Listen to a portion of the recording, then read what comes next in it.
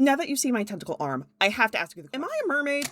According to the National Oceanic and Atmospheric Administration, a mermaid is half human, half fish, sirens of the sea. What even does that mean?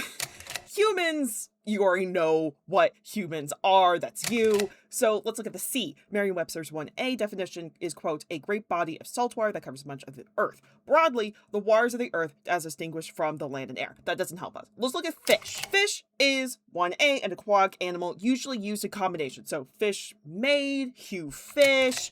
1B, any of numerous cold-blooded, strictly aquatic craniate vertebrates that includes the bony fishes, and usually cartilaginous and jawless fishes that have typically an elongated, somewhat spindle-shaped body. Fish don't exist.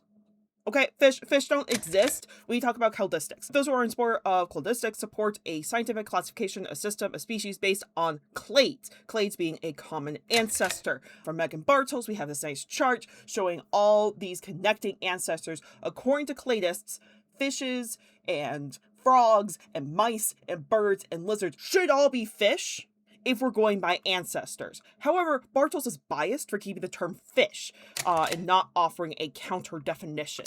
Fish don't exist, or rather fish as we know them do not exist.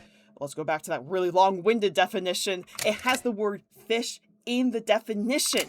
We should not define a term by using that same term. See also definition 4, something that resembles a fish. So a fish is just, you look at it and it says fish. Definition via lineage avoids using the word to define the word, and it's also a solid base to define all terms.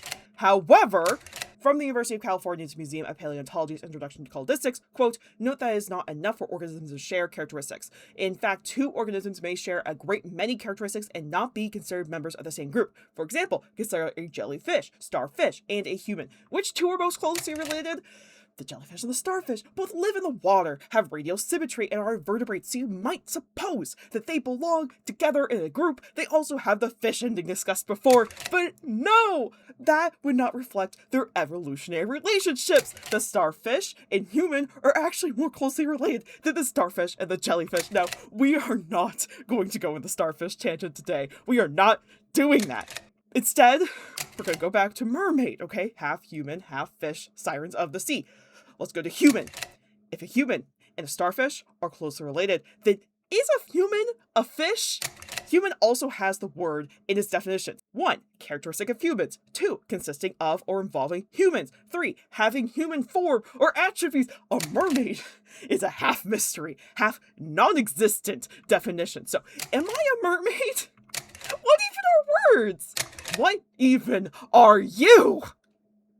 Thank you for coming to my TED Talk.